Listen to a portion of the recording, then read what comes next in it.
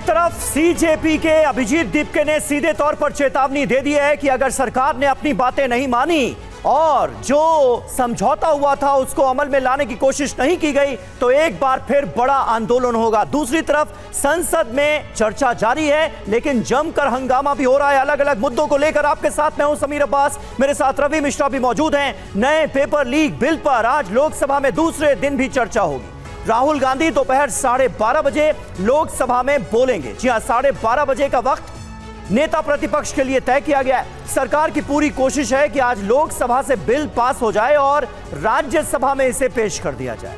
एक तरफ सरकार और विपक्ष के बीच संसद में गतिरोध है तो सड़क पर भी संग्राम की आशंका है, क्योंकि प्रदर्शनकारी छात्रों पर दर्ज एफआईआर को लेकर तकरार जारी है। और सीजेपी का दावा है कि सरकार ने आश्वासन दिया था कि सभी छात्रों पर से एफआईआर हटा ली जाएगी, लेकिन दिल्ली में अभी तक ऐसा नहीं हुआ। सुप्रीम कोर्ट ने भी आपराधिक पृष्ठभूमि वाले प्रदर्शनकारियों पर दर्ज एफआईआर की जांच को कहा, जिसके बाद सीजेपी में नाराजगी है और पार्टी ने एक बार फिर शांतिपूर्ण राष्ट्रव्यापी आंदोलन की चेतावनी दी है।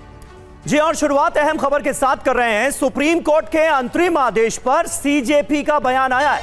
सुप्रीम कोर्ट ने क्या कहा? सुप्रीम कोर्ट ने कहा कि जिन पर पहले से एफआईआर है उन्हें मत छोड़िए।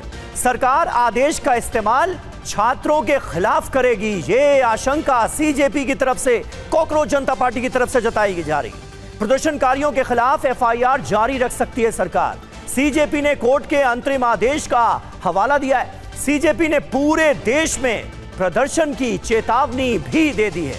सुनिए सीजेपी प्रवक्ता सौरभ दास क्या कह रहे हैं। सुप्रीम कोर्ट बोल रही है कि जिनके ऊपर एफआईआर्स है पहले से उनको मत छोड़िए, तो वो हमें मंजूर नहीं है।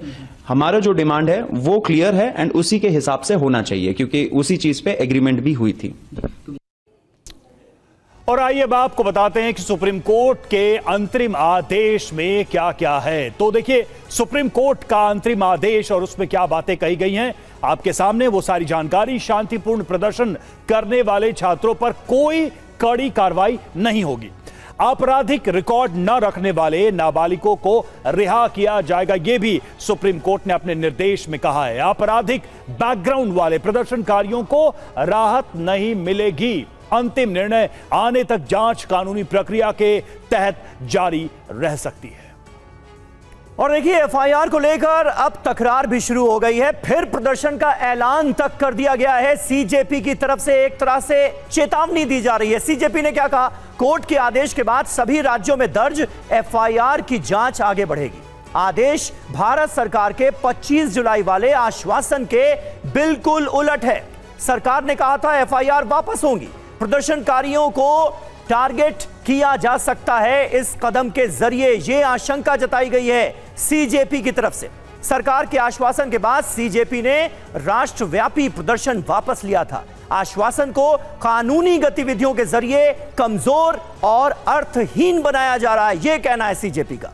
बिहार और असम जैसे बाकी सरकारें भी छात्रों के खिलाफ एक्शन रोकें। सरकार फौरन पक्के वादों की शर्तों को सुप्रीम कोर्ट के सामने रखे ताकि युवाओं से किए गए वादों की पूरी पारदर्शिता बनी रहे। सीजेपी ने चेतावनी भी दी कि अगर ऐसा नहीं हुआ तो सीजेपी फिर से पूरे देश में विरोध प्रदर्शन करेगी।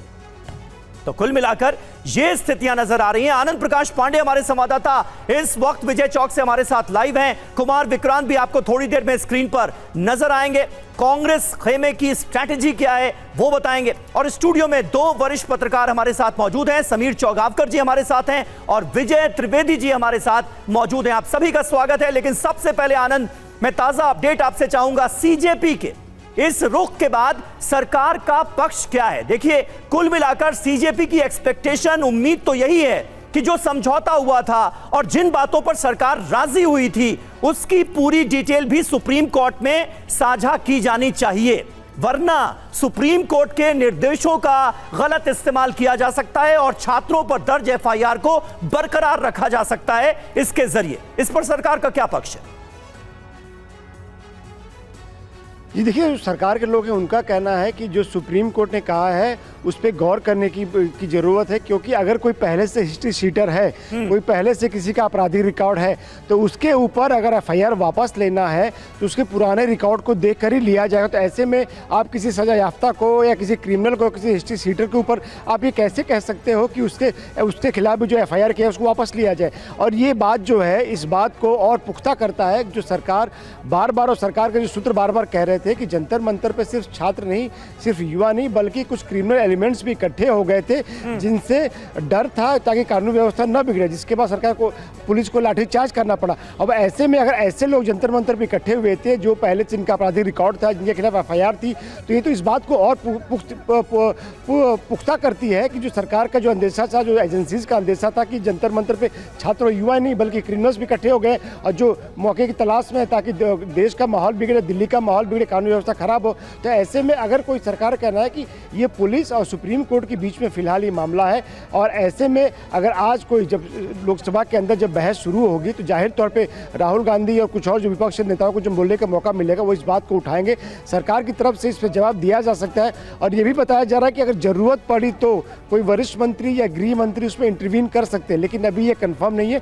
जैसी सिचुएशन होगी उसके हिसाब से इस पर सरकार की तरफ जवाब दिया जाएगा। और अगर वैसी सिचुएशन नहीं आती है तो जो डॉक्टर जितेंद्र सिंह जब अपना रिप्लाई देंगे इस बिल पर लगभग 2-2:30 बजे के आसपास, तो उसमें इस बात को और वो क्लियरफाई कर सकते हैं, इस पर सरकार का पक्ष जो है आधिकारिक तौर पे बता सकते हैं।